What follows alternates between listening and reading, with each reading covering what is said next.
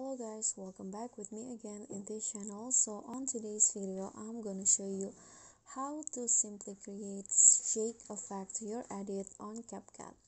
So here you need to at least have two clips on the CapCut, and after that just click on the transition box in between the clips. Find the camera category and then you need to select the shake transition. So this one's right here, and adjust it to your liking. I'm going to go with 0.5 seconds,